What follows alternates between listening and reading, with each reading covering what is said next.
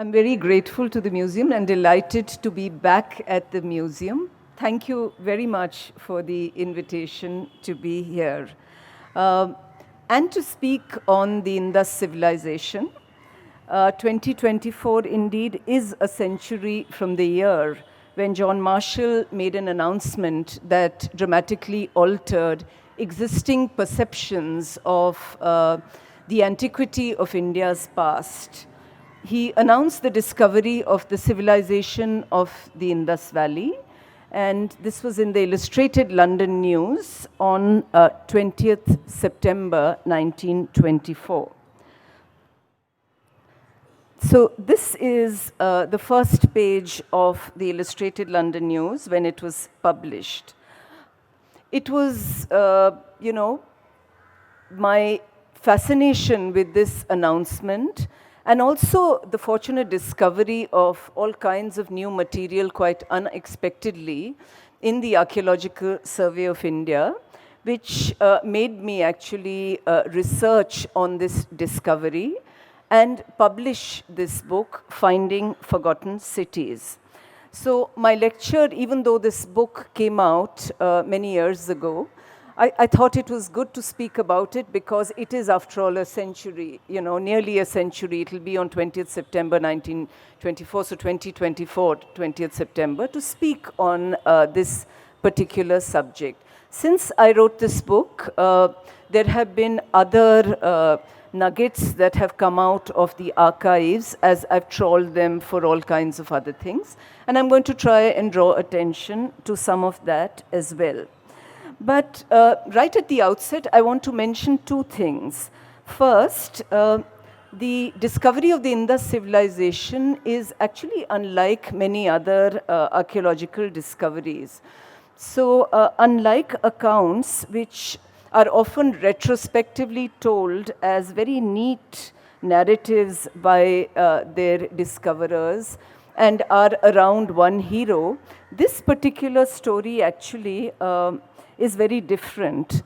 The credit for the discovery of the Indus civilization goes to many archaeologists, and most of them were actually in some way or the other associated with the Archaeological Survey of India. And that's why my book, Finding Forgotten Cities, is actually dedicated to the ASI, because it made possible that particular story.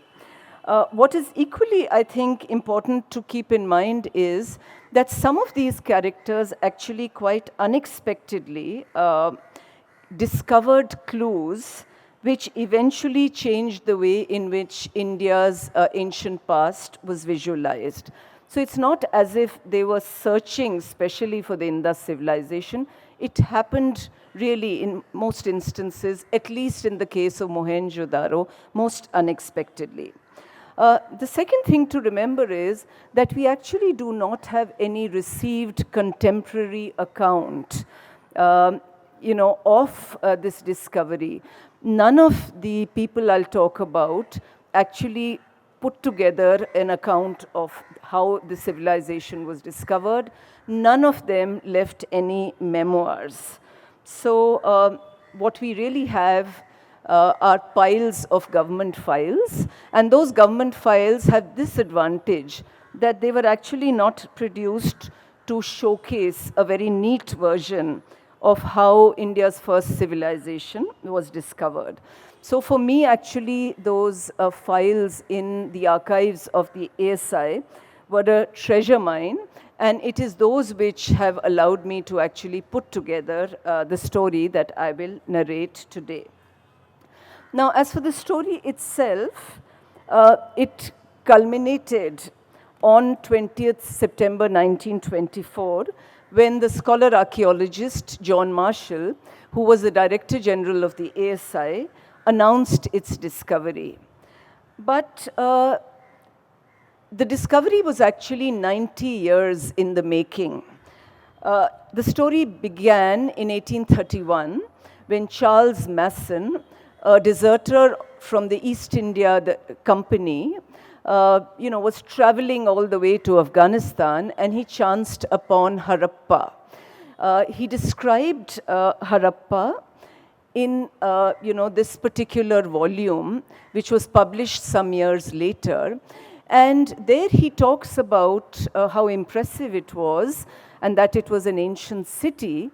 But of course, he did not understand the significance of the city because he was looking at it from the perspective of classical accounts of Alexander's invasion of India. So he identified Harappa with Sagala, which is mentioned as a place that Alexander actually, put down. It was, his invasion was, of course, fiercely resisted by the people there. Now, some decades later, Alexander Cunningham, and if Indian archaeology has a father, one would say that Cunningham is really the father of Indian archaeology. He excavated Harappa. And if you read the 1871-72 report of, the survey report of his excavations, you realize that Cunningham actually felt that he was on to something very different. By 1871, Alexander Cunningham had some decades of archaeological experience as a member, of course, of the East India Company Army and later under, Crown rule. But, he was finding stuff at Harappa which was very different from what he usually encountered. He encountered inscriptions, he encountered sculptures, idols, and so on. But if you look at the plate on Harappa in the 1872 report, it has what you now recognize to be an Indus seal right on top, and then there are stone blades and pottery, very mundane stuff which you don't usually find in the Cunningham reports. But again, like Masson, he did not understand its antiquity. And when it came to identifying Harappa, Alexander Cunningham mentioned that this was Pofatolo, a city that had actually been visited and where the Chinese Buddhist pilgrim in the 7th century, this is Xuanzang, had lived for 3 months. So the point I'm trying to make is that in archaeological discoveries, it doesn't matter if you go to a place which has great antiquity, unless you actually have, the imagination to think that there is something beyond the world that you're aware of, you're never going to make the discovery. So whereas Masson was looking at Harappa through these classical tinted spectacles, you had Cunningham, who was looking at it entirely from the point of view of the Chinese Buddhist pilgrims. And I think that's why neither of them discovered its importance. And then, of course, you have John Marshall coming to India in 1902. Remember, Harappa is excavated only in 1921. But this young John Marshall, who was not yet 26 when he came to India to take over as the Director General, he had seen the Harappa seals in the British Museum. These are the 3 seals which are there. And he remembered them as being, artifacts that really interested him. Now, if for a minute we were to place this long timeline from 1831 till 1902 within the larger world of archaeological discoveries and scientific discoveries and breakthroughs, I think something that is frequently mentioned in the literature is this idea of a slow hunch. Joseph Priestley, for example, is someone who had this very slow hunch about oxygen.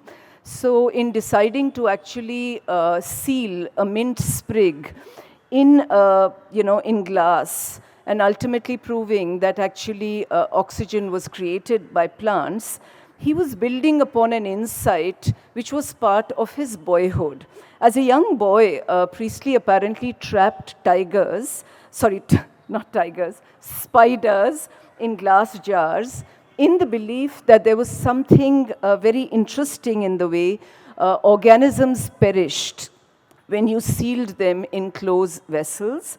And the important point for Priestley was to actually keep this hunch alive at the back of his mind, which eventually bloomed a couple of decades later, much after he had first thought of perished spiders in sealed containers.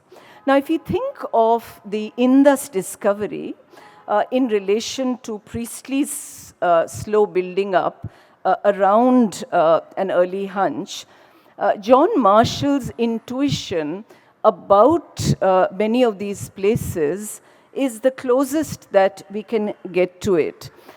This was an idea that was incubated in Marshall's mind for a very long time.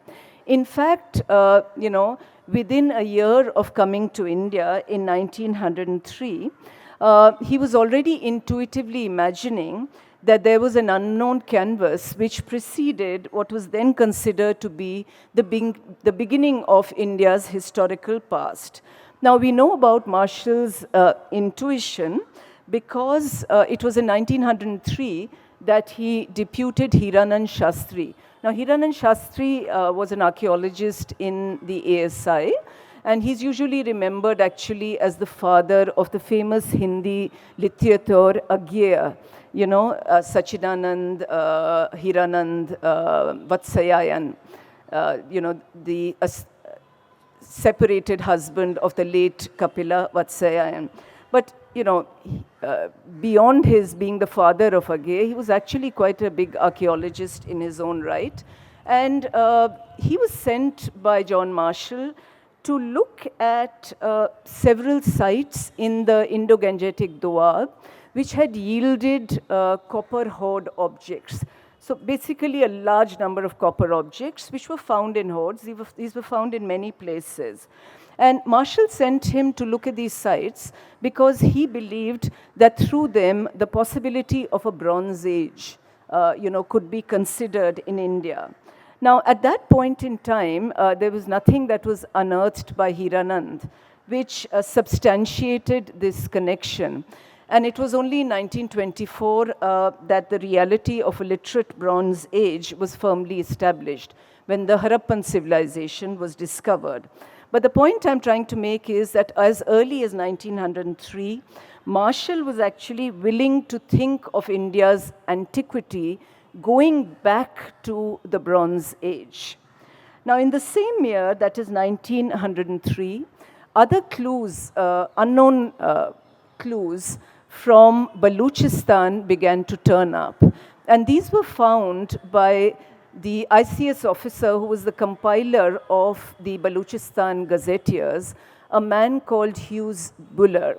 Now, he was, of course, putting together the gazetteers, but he also thought of himself as an archaeologist, an amateur archaeologist.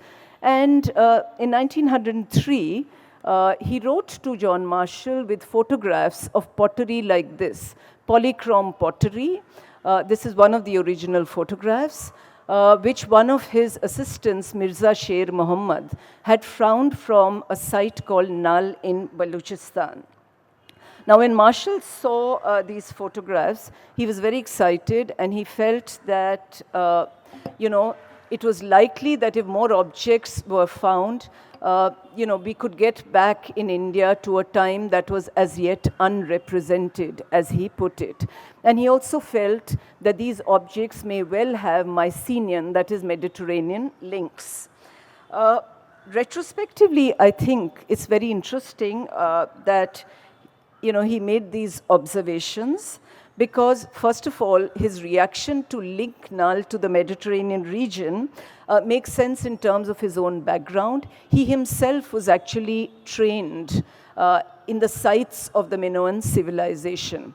So just as Cunningham saw everything through the perspective of the Chinese pilgrims, here was Marshall looking at it from the Mediterranean perspective. But I think second, and that's the important point, his intuition that Nal would pull back the chronology of Baluchistan has actually proved to be correct. Nal today is recognized as part of the background from which Mohenjodaro and Harappa emerged.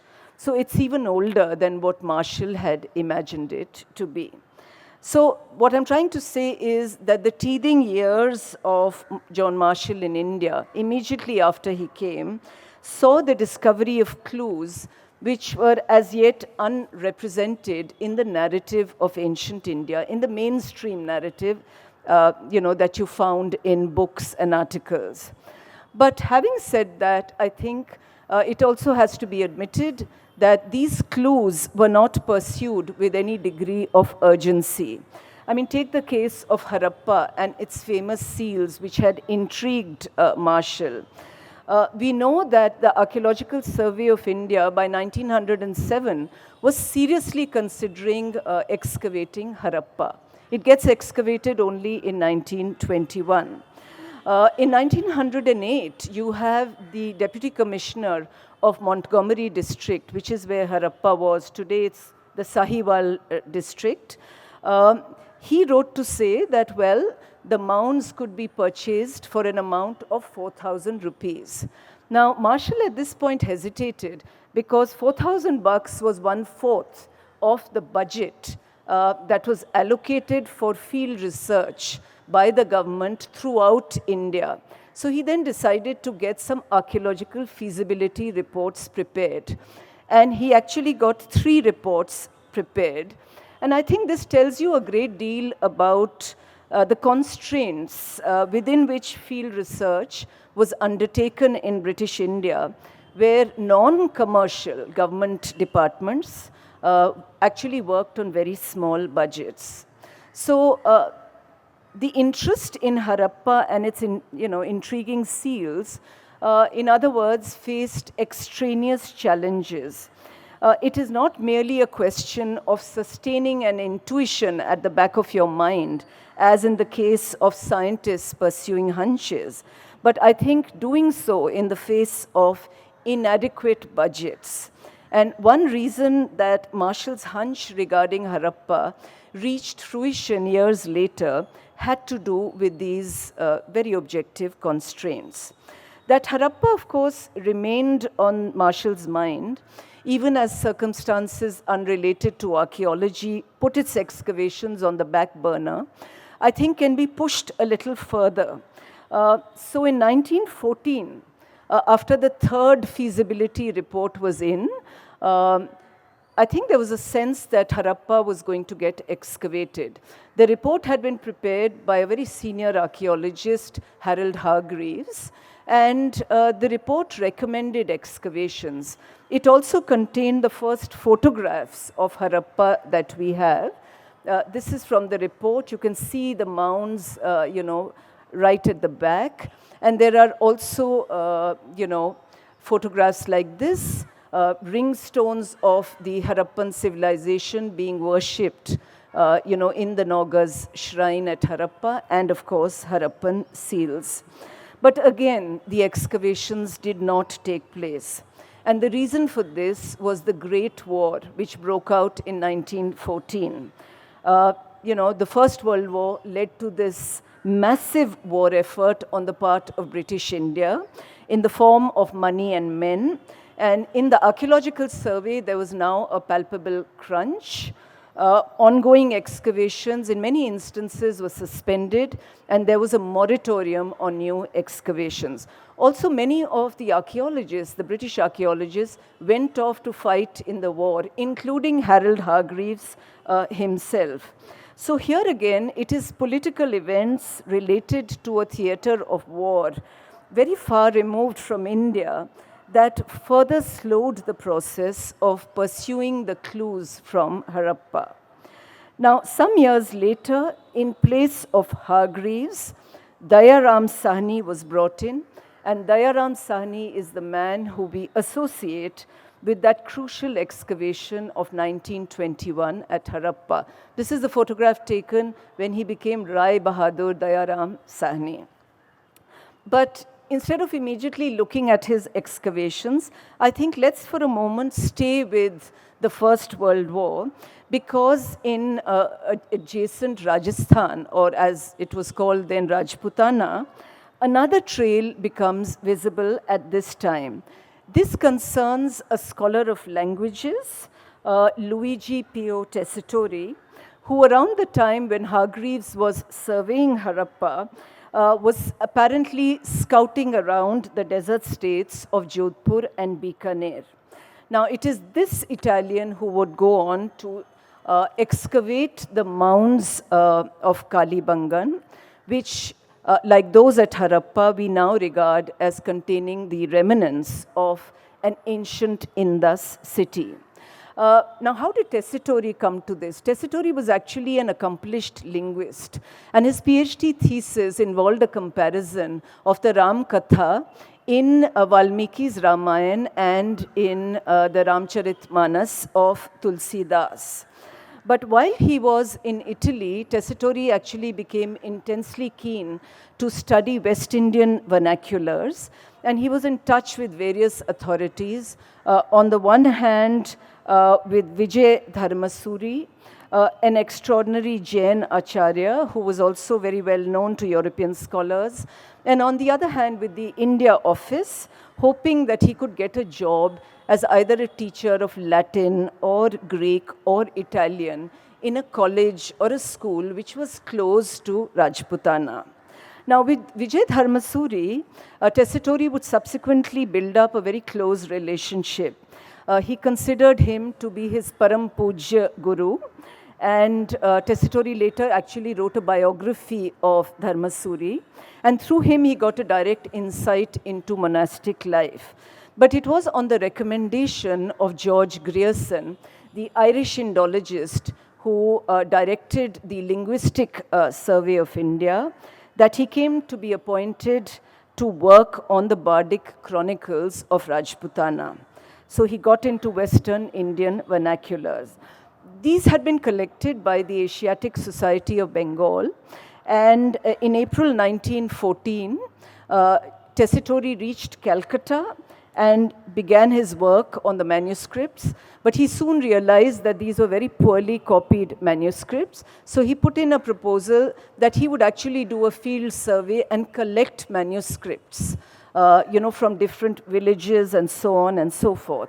And that's what he was doing when in 1916, because of the First World War, his funds were halved.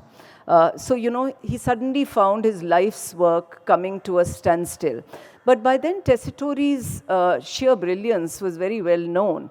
And the fact that he was scouting around for these manuscripts made the Archaeological Survey tell him that, look, we will make up the deficit, but you do one thing for us, which is that when you go around searching for chronicles, you will also search for antiquarian remains in Rajputana.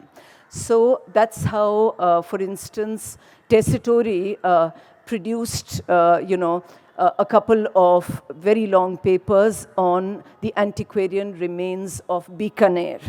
Now, Bikaner, of all the states in Rajputana, is the one state which he considered as most unfavorable for its very difficult conditions as far as archaeological exploration was concerned. He talks about the distance between one village and the other, the imperviousness of vast sands, to all means of conveyance except the camel.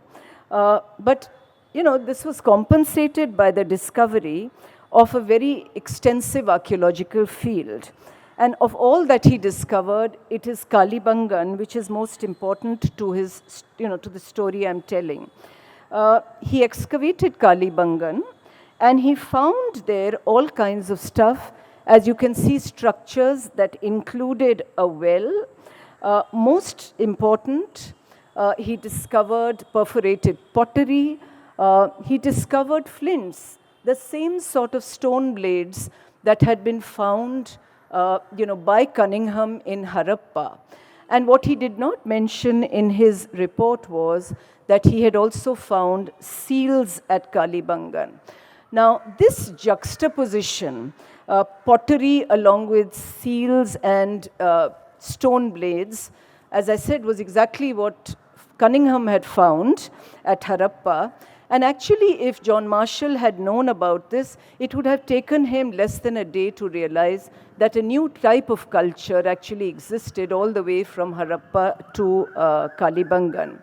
So how is it that this did not become public knowledge? I think it's entirely possible that Tessitore decided to keep discreetly silent about this because he first wanted, and that was very sensible, he first wanted to work out the age and the context himself.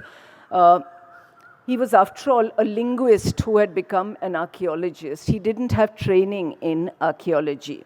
But I think there's little doubt that Tessitore was actually a forerunner in discovering an Indus city in Rajputana, just as Cunningham was in the context of Harappa.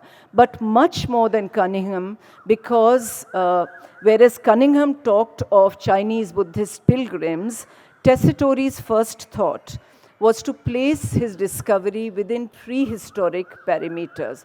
So he was thinking of Kalibangan as a prehistoric site, which was also literate because there were these seals with unknown writing on them. So, what is it that happened that made us forget about Tessitore's traveling of Kalibangan? I think, through the archives, I learned about a very unfortunate turn of events that unexpectedly swamped his life. It all began in 1919, when within a month of completing his tour, which included Kalibangan, he learnt that his mother was very ill. He was from Udine in North Italy. So he sailed back to be with his mother, and by the time he arrived, she had passed. But he decided, since he was already there, to stay in Italy for a few months. During that time, he actually wrote to his former mentor, George Grierson, who had got him this job, and he sent him photographs of these seals, the ones that you're seeing here.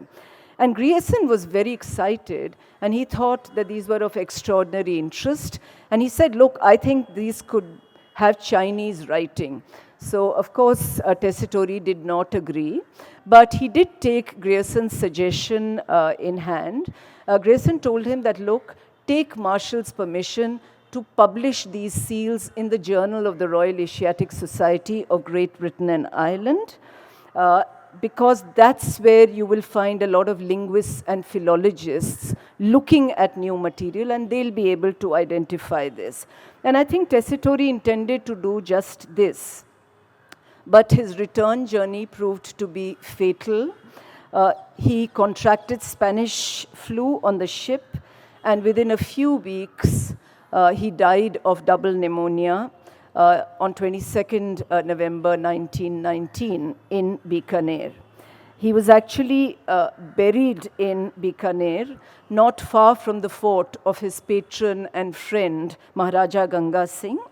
And it's, said that even now, every year, on his death anniversary, scholars gather around his tomb, and they mainly remember him for his philological interests. But I think archaeologists certainly mourn the fact now that with his death ended a major tryst with things Harappan. And that's because when Tessitore was buried in Bikaner, the knowledge of Kalibangan's seals was also buried with him. And that's why he has not figured, in accounts when people have talked of the discovery of the Indus civilization, because if you look only at the publications, you're not going to find him. You have to look in the archives, and that's why I could include him in my book. Now, to return to Dayaram Sahni, it was Dayaram Sahni's diggings, and this is a slide from his 1921 dig, which actually established the existence of a city, which he said was definitely pre-Mauryan, but could go back to about 1000 BCE. So it's still very tentative in 1921. 1000 BC is not the chronology we think of today. In the report on Harappa, however, John Marshall did mention that there were 50 feet of unexcavated deposit from where the seals had been found. So this could lead to many more valuable discoveries. But soon after the 1921 excavation, there were unexpected breakthroughs. And of course, the cast of characters becomes wider, and it includes, as a major protagonist, Rakhal Das Banerjee, who you can see here holding a Mohenjo-daro pot. Unlike Harappa, where Marshall had a slow hunch, in the case of Mohenjo-daro, I think nobody imagined, not even the excavator Banerjee, that this was going to lead to any dramatic evidence. And that has to do with the fact that for many years, Rakhal Das Banerjee had actually wanted to excavate Mohenjo-daro. But there was a moratorium on new excavations, and when the moratorium was lifted in the winter of 1922, he was heading to excavate Buddhist Mohenjo-daro. You can see the Buddhist stupa on top of the citadel mound of Mohenjo-daro, and this is a closer view of the stupa. So he's not going to find an ancient city, he's going to excavate a Buddhist stupa. It was in the course of clearing debris around this stupa that one of his assistants, and it was from this particular spot, N.S. Chikte, made the momentous discovery of 2 inscribed seals, which were like the seals from Harappa. Now, Banerjee immediately realized this. Unlike Tessitore, he was actually a trained archaeologist. Mohenjo-daro was several hundred kilometers southwest of Harappa, and it certainly meant that Harappa was not a unique site, and what was being revealed was actually a distinctive culture. And I think it was this that he found, and he recognized seals of the Harappa type at Mohenjo-daro, which is the reason why in the story of the discovery of the Indus civilization, he's always considered to be a very important protagonist. But for the moment, after this discovery was made in December 1922, he didn't do anything. It's only in March 1923, he decided to touch base with his boss, John Marshall. John Marshall, when he learnt about these seals, was full of enthusiasm, and he told him, he said, like, look, try and establish their chronology. Try to see if they are as old as Harappa is. Is Mohenjo-daro pre-Mauryan as well? He also asked Banerjee to try and establish the cultural connections of the people who had produced these seals. Now, Marshall himself could not do very much because he was leaving in April for England, on long leave. Now, in the world of science, I think it's quite common that, you're researching on something, you're doing an experiment, for instance, and you come across something which is unexpected. And what scientists usually do is they conduct more experiments, they try to work this out, and if nothing fits, then they work out a new theory. They work out a new paradigm for what they have found. Now, if this is actually compared with what Rakhal Das Banerjee did in the case of Mohenjo-daro, I think the sense I got was that Banerjee was very hesitant to visualize a new framework for what had emerged from there. So when he was looking for the seal makers, he tried to think of them as being part of the early spread of races in India. It was a framework which British historians who worked on India worked around, that there were all kinds of people who invaded India, all kinds of civilizations that came into India. And this is the framework that Banerjee was working within. And, as in the case of both Charles Masson and Alexander Cunningham, it's unlikely that this would lead to a new way of visualizing this unknown culture. Now, this is with regard to Banerjee. What about Marshall? The funny thing is that Marshall, when he returned to India later that year, did not go either to Mohenjo-daro or Harappa. Both were going to be excavated in succession, first Harappa and then Mohenjo-daro, on his orders. But he decided to go to Taxila, a city which he excavated for a couple of decades or more. And I think he was following routine. something that he was doing over all these years. But the point is, we can say that this was perfectly in character as far as Marshall is concerned. But if he had broken routine and visited both the sites, I think the discovery of the Indus civilization would have unfolded sooner than September 1924. So what is it that eventually pushed Marshall to try and come to grips with the enigma of these two sites? Actually, it was a connections that one of his very junior officers, Madhur Swarup Vats, wrote to him about in April 1924. Madhur Swarup had just, and he was really low in the pecking order, but he had just completed, on a shoestring budget, a 4-week excavation at Mohenjodaro. And he wrote to Marshall saying that, look, it's not just the seals, sir, that are similar. The brick size is the same. There are flints, stone blades that are exactly the same. And even the terracotta figurines, the earthen bangles, the sling balls that are found at both sites are essentially of a kindred type. So, the first man who actually saw a cultural congruence from Sindh, all the way to Punjab, where Harappa was, it was this young Vats. Marshall, of course, had not seen either of the sites, but this letter then forced him to break routine, and he decided that he had to come to grips with the Harappan discoveries, what had been found at Harappa and at Mohenjodaro. And how did he do it? He didn't do it by going to Mohenjodaro and Harappa. He did it by calling archaeologists, getting all the material, the maps, etc., to his head office in Shimla to do a kind of joint confabulation, a kind of brainstorming. So whenever anybody asks me where was the Indus civilization discovered, I always say it is in Shimla. It wasn't discovered at the two sites. Now, that it was a meeting of concerned archaeologists in the company of antiquities and artifacts, which actually resulted in the recognition of a city civilization in India, is worth thinking about. Because, among scientists, it's very common to have lab meetings. So, you're all the time constantly meeting your colleagues and discussing your ideas and so on and so forth. But in the case of the ASI, there was no institutional space for face-to-face brainstorming.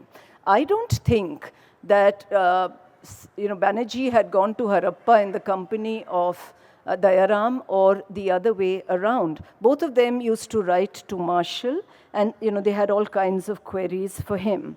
But the point is, if there had been an institutional mechanism which allowed ideas to converge and to collide, possibly the flow of information and inspiration would have been far faster. So it's not a coincidence that it was this big meeting of minds and matter in Shimla in June 1924, through which the enormity and the uniqueness of what had been found at Mohenjodaro and Harappa was realized.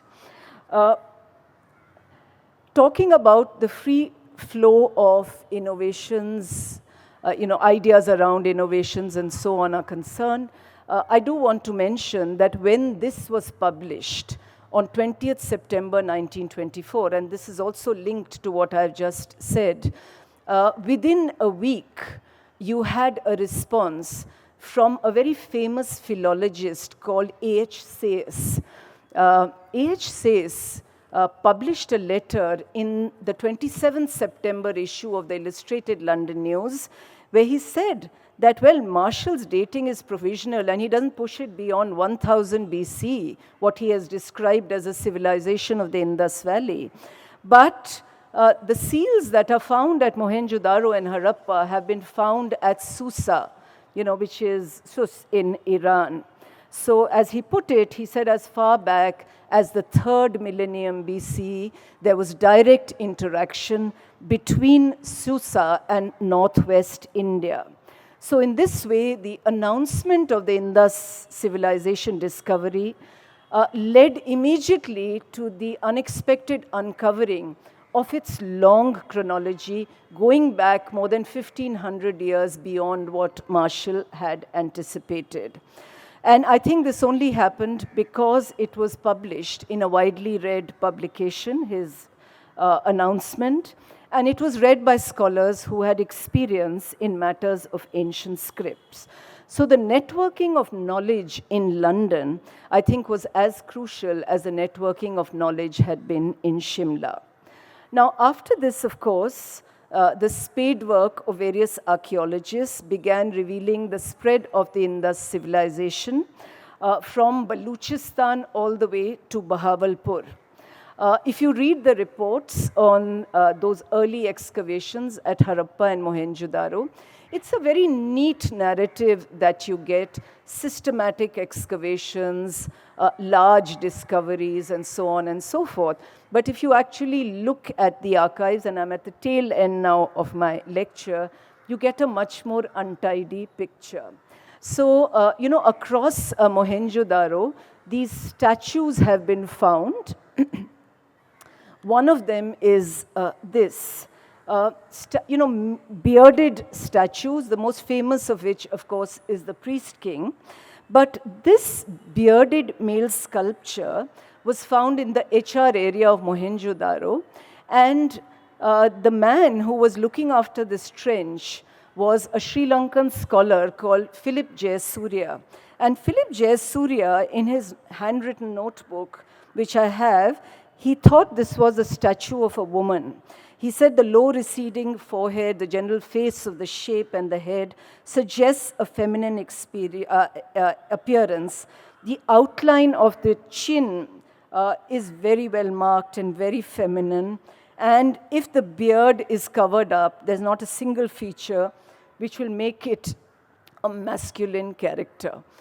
It's another matter that the person who was the supervisor above him, H.R. Hargreaves, he said, no, this has nothing to do with this being, a female. This is a male statue, and that's how it has been identified. Similarly, today we think of this as the Great Bath, right? When it was discovered, and it was first published in newspapers in March 1926 by John Marshall, he actually was so enthused by the fact that what he had found was a sunken hall, which was probably for water within a palace. And he felt it was probably a private bath in a palace. Now, as we know, this is not a palace. These are just rooms, maybe changing rooms, and one room from which water was drawn for the great bath. But the point I'm trying to make is that the archives actually, because they are contemporary with what is being discovered, give you all these insights which are missing in the publications. Now, in all these field seasons, which involved Punjab and Sindh and also Baluchistan, the one officer who was entirely missing from the scene of action was Rakhaldas Banerjee, the Mohenjo-daro man. Now, superficially, this shouldn't surprise us. He had been transferred to the Eastern Circle from the Western Circle, actually in shame, because there were financial mishandlings in this very museum where he was the honorary curator. At this point in time, when these big excavations are taking place in October 1925, he was correcting the proofs of his manuscript, the Heheyas of Tripuri. And he needed to cross-check the inscriptions and some of the images at the Chaunsat Yogini temple in Bheraghat, which is near Jabalpur. So he spent 2 days at this temple going up and down. And very soon after this, it was found that a Buddhist image, an inscribed Buddhist image of the goddess Tara, was missing from the Chaunsat Yogini temple. The case papers for this are contained in a confidential file. of the government, not just the ASI of the government. And actually, the file makes it very clear that in the train of its disappearance, Banerjee was directly implicated. It all began on 18th October 1925, when he was accompanied by his photographer and his peon. The pujari showed them around. And then when the pujari came back in the afternoon, he heard, as he says, this Indian sahib in English dress saying something to the peon and to his photographer. And then this one image was carried on the head of one of the two laborers there. It was taken to where Banerjee had temporarily halted. It was in the veranda, so it's not as if it was stolen surreptitiously. And then it was loaded in his car by his peon. Now, this was only discovered some days later when the Tehsildar of Jabalpur came to meet the Mahant of the Chauset Yogini temple. And he said, well, there is this image of Tara Devi. Can we take it to the Nagpur Museum? So the Mahant went to the temple, and the Pujari then told him that, well, that image has been taken away. At that point in time, within a few days, the Mahant reported this to the Deputy Commissioner of Jabalpur. A letter was sent to Banerjee, and Banerjee replied on 17 November saying, nobody, neither me nor a member of my staff, have taken any such image. But the Mahant decided to press on. And there was first, and to cut a long story short, in the new edition of my book, I put this as an afterword. You have an informal police inquiry followed by a formal police inquiry. And then when matters got very hot, Banerjee came back to Jabalpur with the image, saying that his nephew had found this in Calcutta, where apparently it was his peon who was who had been involved in getting it worshipped on one of the ghats and so on and so forth. There was a departmental inquiry. He was, of course, suspended immediately. There was a departmental inquiry. Followed by this, the matter came to the Public Service Commission, and he was removed from service with a compassionate allowance, which was 2/3 of his annual pension. Now, the circumstances of his departure are very sad, and I'm sure, this must have hung heavy on his shoulders. But I think it also reminds us that enormous talent, because he was a brilliant maverick man, can be accompanied with very sort of this astonishing proclivity to ignore the possible consequences of his actions. And his actions were entirely beyond the rules relating to officers of the survey. But although his dismissal was in dishonor, at the end of it, his career did not suffer, because very soon after that, in 1928, he was dismissed in 1927. In 1928, he became the Manindra Chandra Nandi Professor of Ancient Indian History and Culture at the Banaras Hindu University, and that is where he died in harness in 1930.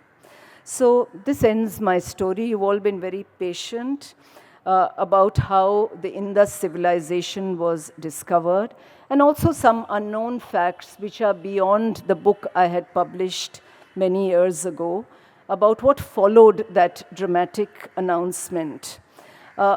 Basically, what I've realized is that as you keep, you think of field research leading to new discoveries, but the archives also often yield new discoveries, in very unexpected and delightful ways.